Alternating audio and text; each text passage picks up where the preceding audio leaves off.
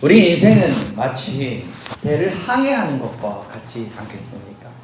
영국의 대문호 셰익스피어는 인생은 불확실한 항해이다라는 이런 표현을 했었습니다. 셰익스피어의 4대 비극으로 꼽히는 작품 중에 리어 왕이라는 작품이 있습니다. 그 작품에서 광기에 젖어 들판을 떠도는 그 리어 왕은 자신을 익사시킬 듯 엄습하는 그 폭풍우를 만나게 됩니다. 그때 폭우와 리어 왕의 눈물이 뒤섞여서 바다를 이룬다라고 표현을 하고 있습니다. 그 폭우와 리어 왕의 눈물이 뒤섞여서 바다를 이룬다. 결국 그 리어 왕은 끊임없이 요동치는 이 고통의 바다, 즉 불교 용어로 말하면 고해, 고통의 세계인 고해 속에서 익사하게 됩니다. 한자로 이 고해를 풀면 괴로울 고 그리고 바다 해입니다. 고통의 바다. 고해 속에서, 고통의 바다 속에서 살아가는 것이 바로 우리 인생길과 같습니다. 우리 인생은 더할 나위 없이 맑은 날이 계속되다가도 느닷없이 태풍을 맞닥뜨릴 수 있는 것이 바로 우리네 인생인 것입니다. 지난 3년 4개월간의 코로나, 팬데믹, 그리고 러시아와 우크라이나 전쟁, 그리고 기후변화 등 그 사건들로 인해서 사회 경제적으로 혼란이 오고 그리고 불안한 국제정세 등 우리 이 세상은 정말 한치 앞도 내다볼 수 없는 그런 상황 속에서 우리 이 인류는 과연 무엇을 의지하면서 살아가야 하는 것입니까? 그렇게 큰 거대 담론, 이 세상이, 이 인류가 과연 무엇을 바라보고 살아야 할 것인가의 큰 거대 담론이 아니라 우리 개개인이 인생의 항해만 바라봐도 그렇습니다. 예측할 수 없는 사건과 사고, 경제적인 문제, 건강의 문제, 배우자의 문제, 자녀의 문제, 그리고 예고 없이 찾아오는 위기와 고난들, 이것은 마치 항해 중에 갑작스럽게 맞닥뜨리는 광풍과도 같은 것입니다. 말씀을 본론으로 들어가도록 하겠습니다. 광풍과 파도의 밤은 반드시 찾아온다라는 작은 제목을 한번 나누도록 하겠습니다. 예수님은 오늘 이 본문에서 무리들에게 비유로 설교를 마치십니다. 왜냐하면 우리가 주일까지 계속 지금 마가복음 시리즈로 말씀을 듣고 있죠. 예수님께서는 그 모든 무리들을 향해서 배 위에 서서 그 바닷가에 있는 무리들에게 설교를 하셨습니다. 하루 온종일이요. 그리고 성경에서 이야기합니다. 말씀하십니다. 그리고 그날 저물 때 제자들에게 말씀하셨습니다. 우리가 저편으로 건너가자. 우리 4장 35절 함께 읽어보겠습니다. 시작. 그날 저물 때 제자들에게 이르시되 우리가 저편으로 건너가자 하시니, 하루 온종일 온 무리들을 바닷가에서 가르치시고 배를 강대상 삼아 설교를 하셨습니다. 그리고 그 온종일 설교하신 후에 그날 저물 때, 지금 낮입니까 밤입니까? 밤. 그때에 예수님은 말씀하십니다. 저편으로 건너가자. 아마 동편으로 건너가자는 갈릴리 바다, 갈릴리 호수의 동편으로 건너가자고 제자들에게 말씀하신 것 같습니다. 그리고 제자들은 예수님이 배에 타고 계신 그 상태에서 그대로 바로 항해를 하여 바다로 나가게 되고 건너편으로 향하게 됩니다. 그날 저물 때 어둠이 짙게 깔리는 그 밤에 이 항해는 시작됩니다. 이 제자들 중에는 아주 노련한 어부들이 많이 있습니다. 그래서 이들에게 이 항해는 부담스러운 일은 아니었습니다. 특히나 이 갈릴리 바다는 어떠한 곳입니까? 이 제자들이 늘 고기를 잡던 어업을 하던 장소였기 때문에 그들에게는 눈 감고도 항해를 할 수 있는 아주 익숙한 곳이었습니다. 그날 저물 때 시작한 항해도 아주 순조롭게 시작되었습니다. 평안한 항해 가운데 하루 종일 말씀을 전하셔서 피곤하셨던 예수님은 배의 고물, 그러니까 배의 꼬리 부분에서 베개에 머리를 뉘시고 잠을 주무셨습니다. 그러나 순조롭게 시작되던 항해는 얼마 지나지 않아 아주 공포로 뒤덮여버리게 됩니다. 큰 광풍이 불닥쳤습니다. 큰 광풍이라 하면 갑작스럽게 예고 없이 불어닥치는 돌풍을 말하는 것입니다. 우리 37절을 함께 한 목소리로 읽어볼까요? 시작. 큰 광풍이 일어나며 물결이 배에 부딪혀 들어와 배에 가득하게 되었더라. 큰 광풍이 일어나 거센 파도가 배를 집어삼킬 듯이 들이닥치기 시작하는 것입니다. 그 파도에 마치 배가, 그 작은 어업을 활동을 할 때 쓰는 그 배가 부서질 것만 같은 그 공포, 얼마나 광풍과 파도가 셌던지 배에 물이 가득 차게 되었습니다. 배는 물 위에 떠 있어야 되는 것인데 그 배 안속까지 물이 가득 차게 되었습니다. 언제 배가 전복되어도 이상하지 않은 그런 심각한 상황. 제자들은 죽음 앞에 서 있는 것과 같은 상황입니다. 여러분, 저는 이 시간 여러분들에게 질문하기 원합니다. 제자들이 직면한 상황이 바로 우리 인생과 같습니다. 지금 여러분들은 인생의 항해 중에 과연 어떠한 시점에 와 계십니까? 여러분들은 인생의 항해 중에 어떠한 상황 속에 지금 거하고 계십니까? 혹시 제자들과 같이 칠흑과 같은 어둠 속에 광풍과 파도를 만나신 분 이곳에 계시지 않습니까? 아무리 그 후레쉬를 비춰봐도 끝이 보이지 않는 칠흑과 같은 어둠 속에 방향을 잃은 분 계시지 않습니까? 아무리 노를 젓고 아무리 돛을 조정해 보아도 원하는 대로 갈 수 없고 그 광풍에 떠밀려 내가 원하지 않는 곳으로 그렇게 어딘지도 모르게 떠밀려 내려가고 있는 그 상황 가운데 계신 분 혹시 이 가운데 계시지 않습니까? 우리 인생의 고해는 누구에게나 찾아오기 마련입니다. 그 때와 시기만 다를 뿐 그 고의 바닷속의 항해는 아무도 피해갈 수 없는 것입니다. 제자들은 예수님과 같은 배에 타고 있었지만 그 광풍을 피할 수 없었습니다. 어쩌면 우리는 인생을 살아갈 때 우리는 늘 광풍과 파도를 피하는 방법을 몰두하지 않았나 생각해 봅니다. 그러나 예수님께서는요, 우리가 그 항해하는 것을 피하기를 원하지 않으셨습니다. 우리가 항해하기를 원하셨습니다. 근데 항해를 하는 것은 광풍과 파도를 만날 수밖에 없는 상황입니다. 이 밤은 어떠한 밤이었습니까? 이 항해를 제자들이 예수님 저쪽으로 넘어갈까요? 라고 했습니까? 아닙니다. 예수께서 이 제자들에게 얘들아 이 밤에 우리 저쪽으로 건너가자 하시고 예수님께서 인도하신 항해의 시작입니다. 예수님께서 허락하시고 예수님께서 인도하신 항해의 그 한가운데 어찌 이 제자들은 광풍과 파도 이 위험을 만날 수 있단 말입니까? 이것만 보아도 우리는 알 수 있습니다. 예수님께서는요, 우리 인생 가운데 광풍과 파도를 외면하고 피하기를 원하지 않는다는 것입니다. 오히려 어떠한 광풍과 파도가 올지라도 믿음으로 돌파하기를 원하고 계시는 것이 바로 예수님의 마음이십니다. 항해를 시작조차 안 했다면 광풍과 파도는 없을 것입니다. 하지만 항해를 시작한 주의 백성에게는 광풍과 파도는 있을 수밖에 없습니다. 이때에 예수께서 믿음을 보시기를 원하십니다. 두 번째 소제목입니다. 광풍과 파도를 꾸짖으라. 제자들은 그 광풍과 파도 앞에서 아무것도 할 수 없었습니다. 즉시로 배의 고물에서 주무시고 계시던 그 예수님을 제자들은 깨웠습니다. 38절을 한번 읽어보겠습니다. 시작. 예수께서는 고물에서 베개를 베고 주무시더니 제자들이 선생님이여 우리가 죽게 된 것을 돌보지 아니하시나이까 하니. 그런데 제자들이 간절한 목소리에는 예수님을 향한 그 원망 어린 마음이 조금 들어있는 것 같습니다. 선생님이여 우리가 죽게 된 것을 어찌 돌보지 아니하시나이까? 우리는 지금 죽게 되었는데 어찌 선생님께서는 잠만 주무시고 계십니까? 그리고 명칭이 지금 선생님이잖아요. 선생님이요. 제자들이 예수님을 부르는 성경에서의 명칭을 보면요, 그때의 심정을 좀 이해할 수 있어요. 그냥 선생님이라고 하는지 아니면 주는 그리스도시요 하나님의 아들이신다고 하는지. 이 외침, 선생님이여라는 이 외침은 어쩌면 제자들의 믿음 상태를 보여주고 있는 부분이기도 하죠. 저는 이 순간 여러분들에게 질문하고 싶습니다. 예수 그리스도는 여러분에게 선생님입니까? 메시아입니까? 모두가 메시아라고 고백하지만 혹시 이 가운데 예수님을 선생님쯤으로 바라보고 계신 분 안 계십니까? 우리가 직면한 이 문제를 해결할 능력이 없는 선생님쯤으로 보고 있기 때문에 우리가 직면한 이 문제에 짓눌려버리고 계신 분 없으십니까?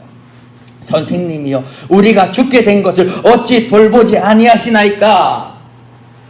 어쩌면 가족과 돈과 안전과 모든 것을 다 버리고 예수님을 따랐는데 그 대가가 이렇게 바다에서 개죽음을 당하는구나. 이런 심각한 상황에서 예수님은 어떻게 잠만 주무실 수가 있지? 라는 원망의 목소리가 이 제자들의 목소리가 아니었겠습니까? 자신들이 물고기를 잡다가 광풍과 파도를 만났다면 그 책임은 자신들에게 있는 것입니다. 왜냐? 자신들이 어업을 하려다가 광풍과 파도를 만난 것이니까. 그렇지만 지금 이 제자들에게는 책망할 대상이 있습니다. 원망할 대상이 있는 것입니다. 왜? 예수님을 따르다가 예수님이 이 밤에 저길로 건너가야 해서 그 명령을 듣고 배를 타고 이동을 했는데 광풍과 파도를 만나게 됐으니 그 마음 가운데 예수님께 책임을 전가하고 싶은 마음이 어찌 없겠단 말입니까? 예수께서는 제자들의 그 다급한 외침에 일어나셨습니다. 그리고 즉시로 깨어 바람을 꾸짖으시며 바다더러 잠잠하라 고요하라 말씀하셨습니다.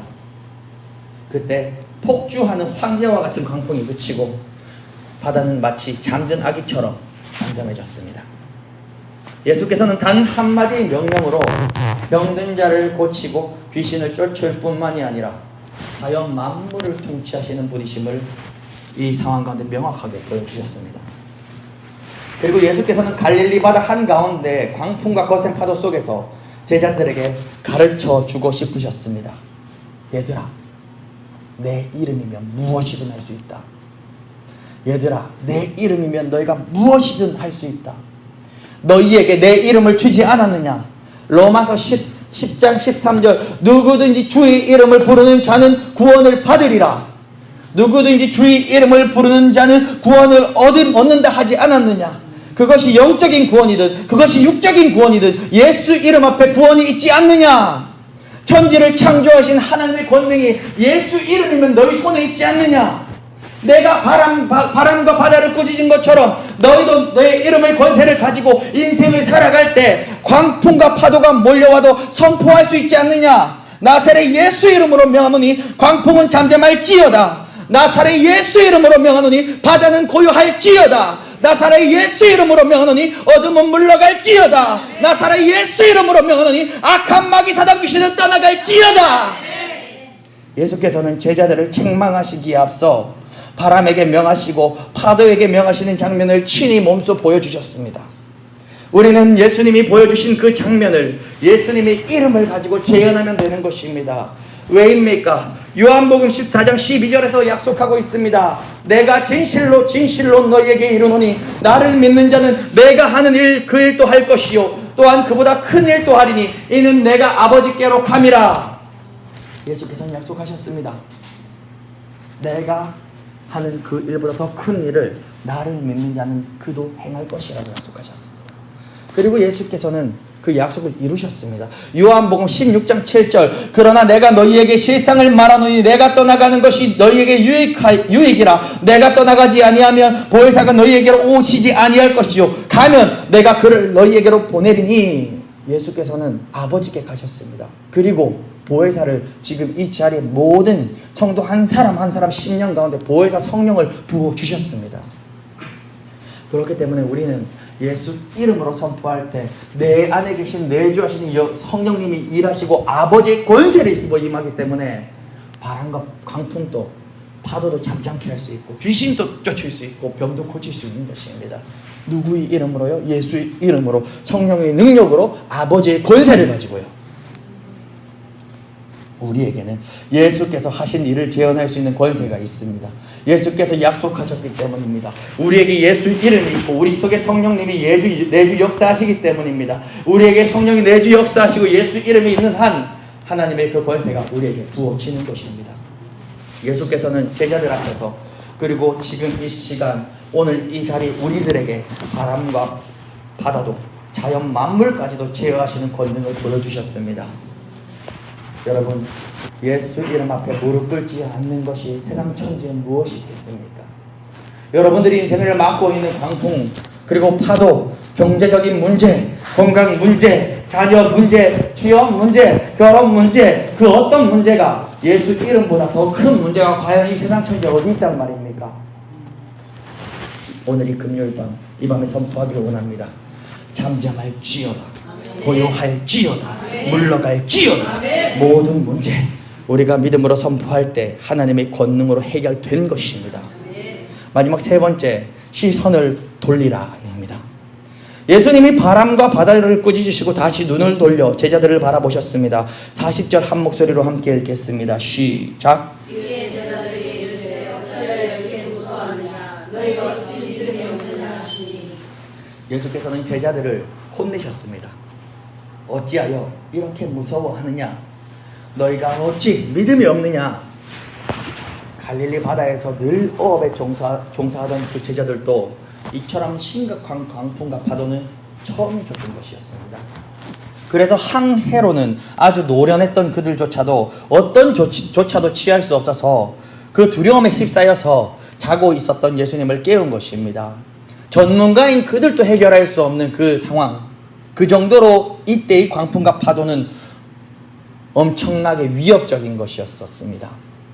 그 정도의 광풍과 파도라면 사실 두려워하는 게 당연한 일이 아니겠습니까? 그런데 어쩌면 그 당연해 보이는 두려움을 예수님께서는 책망하십니다. 예수님의 책망의 포인트가 무엇입니까? 믿음이 없다는 것입니다. 그 두려움의 원인은 믿음이 없다는 것입니다.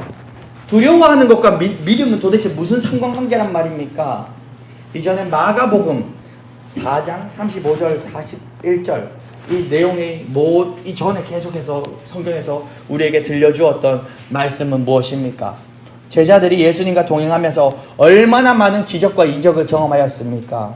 병자가 낫고 귀신이 떠나가고 많은 사람들이 문제들이 다 해결 안 받는 그러한 수많은 역사를 제자들은 다 보고 경험하지 않았습니까? 그런데 이번에는 새로운 차원의 문제를 경험한 것입니다. 이전에 예를 들어서 병자가 낫는 것을 보고 내가 병이 들었으면 예수님이 고칠 수 있겠지. 귀신 들린 자가 귀신이 떠나가는 걸 보고 내 가족이 귀신 들렸으면 예수님한테 데려가면 해결함 받을 수 있겠지. 이거는 우리의 경력을 의지하는 겁니다. 예수님은 그 정도가 아니에요.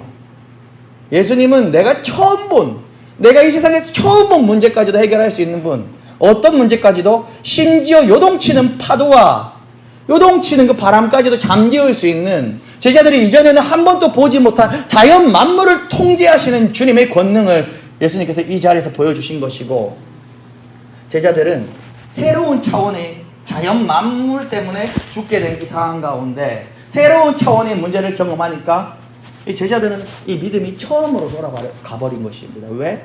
경험해본 적이 없는 문제였으니까. 여러분들은 어떠하십니까? 여러분들 성도님들마다 약간 강점이 다 있어요. 경제적인 부분 때문에 계속 훈련받아왔던 분은 경제적인 부분 때문에 다시 어려워진다 해도 이때까지 해결 안 받았던 그게 있기 때문에 덜 두려워해요. 근데 그 성도님이 만약에 죽을 병이 걸렸다. 그러면 또 새로운 차원의 문제라서 그때 또 무너질 수가 있는 거예요.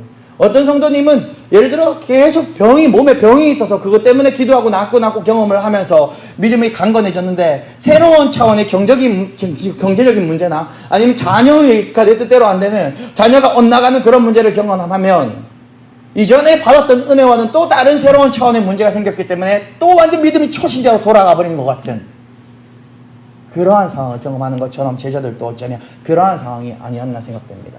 저는 이러한 경험도 있었습니다.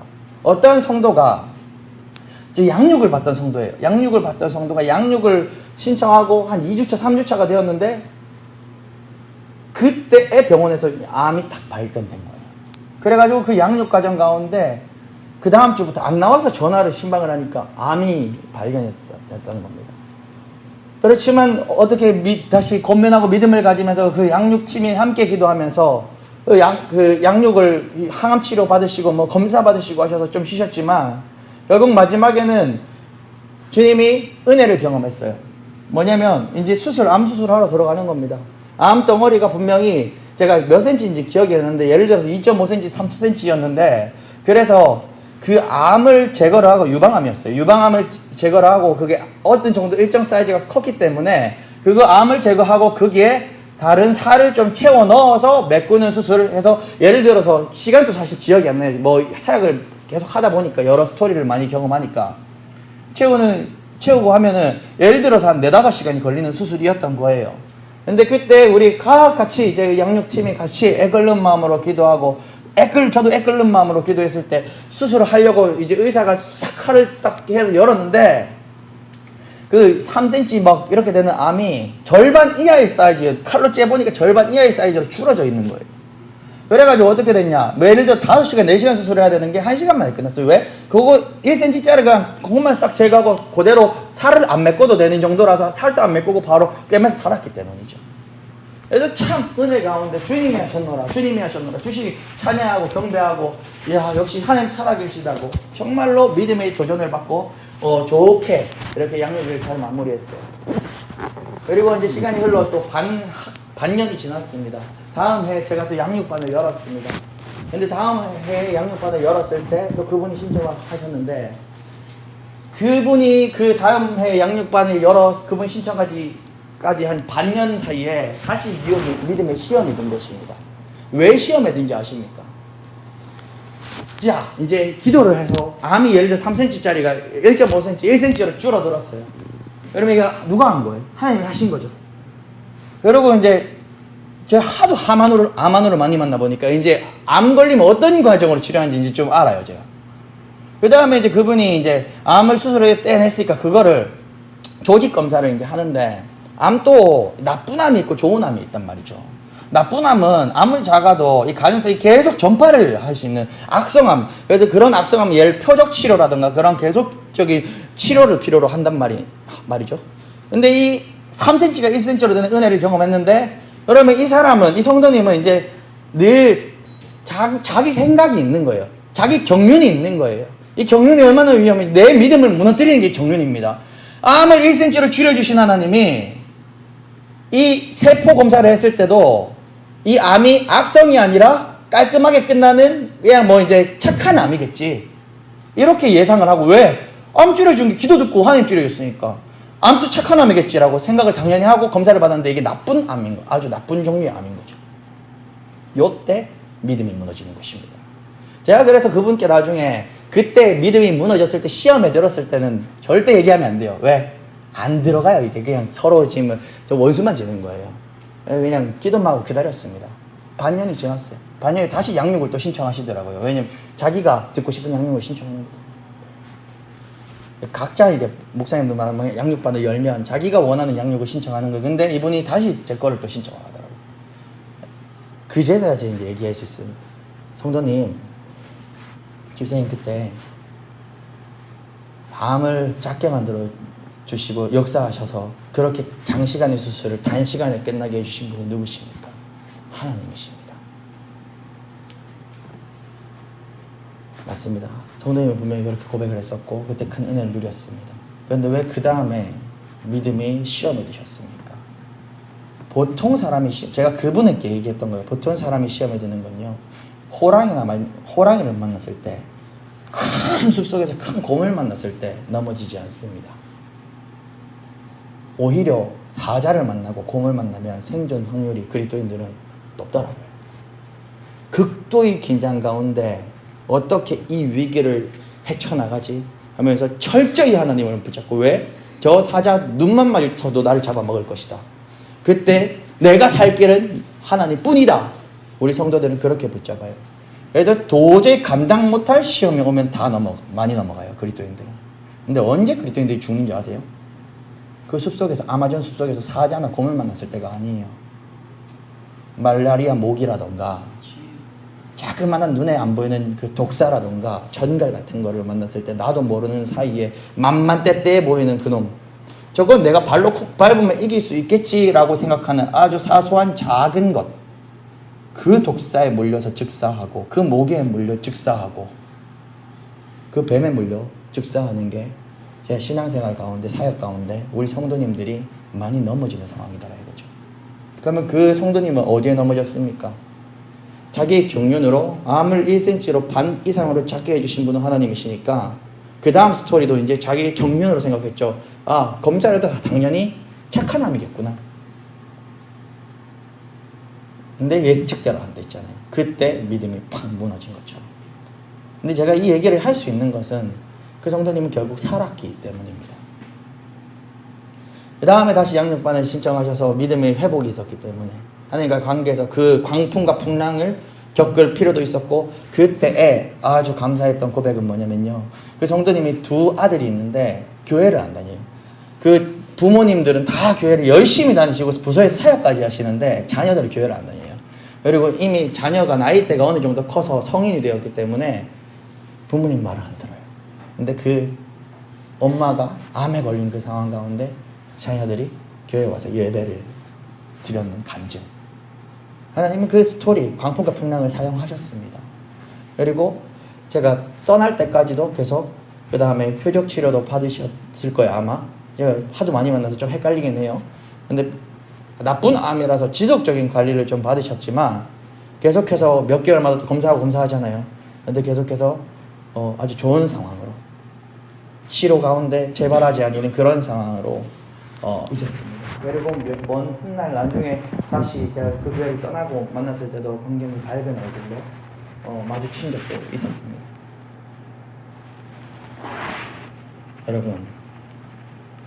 여러분들은 지금 어떠하십니까? 여러분들은 과연 지금 어떠한 문제를 만나셨고, 혹시 그 문제가 곰이든 사자든 전갈이든 뱀이든 독사든 모기든 그 문제 앞에 여러분들의 제스처는 지금 어떠하십니까? 여러분 혹시 병은 고칠 수 있지만, 귀신은 쫓아낼 수 있지만, 자연 만물 공격 앞에서는 예수님을 의지하고 신뢰하기보다는 그 태풍과 바다를 더 바라봤던 제자들처럼 이 부분은 예수님을 신뢰하지만 내가 지금 당면한 문제에서만큼은 예수님을 신뢰하지 못하는 신분 여기 계시지 않습니까? 이 제자들도 그 시선을 예수님이 아니라 광풍과 파도에 집중해버린 것이 문제였습니다. 예수님은 바로 그 부분을 책망하신 것입니다. 그 부분을 믿음 없다 하신 것입니다. 예수께서는 그래서 안타까우셨습니다. 내가 언제까지 너희들과 함께 있지 않는데, 나는 때가 되면 십자가를 지고 하나님께 가야 하는데, 그때 너희들은 나의 심부름을 이제 완수해야 되는데 어찌 이 제자들아 너희들의 믿음이 이렇게 적으냐. 이 문제 저 문제는 다 해결되는 걸 보고 또 새로운 차원의 문제를 만났을 때 왜 또 무너지느냐. 내가 어찌 너희들을 두고 마음 편히 하나님께로 올라갈 수 있단 말이냐. 그런 마음으로 예수님은 어찌하여 이렇게 무서워하느냐, 너희가 어찌 믿음이 없느냐라고 제자들에게 말씀을 하시는 것입니다. 여러분들이 인생의 항해에서 만난 그 강풍과 파도는 얼마나 크십니까? 그 강풍과 파도 때문에 너무나도 고통 가운데 사시는 분 계십니까? 그 문제 때문에 내 삶이 다 무너질 것 같은 분 안 계십니까? 예수께서 이렇게 말씀하십니다. 어찌하여 이렇게 무서워하느냐, 너희가 어찌 믿음이 없느냐. 이 말씀은 사실 책망의 말씀이 아닙니다. 사랑의 선포이십니다. 내 아들아, 내 딸아, 제발 문제를 바라보지 말고 나를 바라봐다오. 제발 광풍과 파도를 바라보지 말고 그 모든 광풍과 파도를 제어할 수 있는 나를 바라봐다오. 제발 경제적인 어려움, 건강의 문제, 자녀의 문제, 취업의 문제, 결혼의 문제를 바라보지 말고 제발 너를 창조한 나에게 집중해다오. 나는 그 모든 것을 해결할 수 있는 권능을 가진 자란다. 이 외침은 문제보다 더 크신 예수를 바라보라는 예수님의 사랑 어린 외침이십니다. 여러분, 우리 인생은 고해 속의 항해와 같습니다. 항해를 시작했다면 때와 시기는 다르지만 광풍과 파도는 반드시 여러분께 찾아올 것입니다. 그리고 그때에는 여러분의 인생에서 마치 한 치 앞도 안 보이는 칠흑파도 같은 어두울 때, 그 밤의 그 시간일 수 있습니다. 아프리카 속담 중에 이런 말이 있다고 합니다. 잔잔한 바다는 노련한 사공을 만들지 못한다. 잔잔한 바다는 노련한 사공을 만들어낼 수 없다. 우리 항해에 광풍과 파도가 없다면 어찌 노련한 사공이 될 수 있겠습니까? 우리 항해에 광풍과 파도가 없다면 어찌 우리 믿음을 확인할 수 있겠습니까? 예수께서는 우리 항해 속에 광풍과 파도가 없기를 원하지 않으셨습니다. 광풍과 파도가 있다 할지라도 그 시선을 예수께로 고정하고 믿음을 보이시기를 원하셨습니다. 주님께서는 우리들이 그 주님께 시선을 향할 때 우리가 가진 그 문제를 향해 주님께서 대언해 주십니다. 잠잠할지어다, 고요할지어다. 우리 함께 찬양하시겠습니다.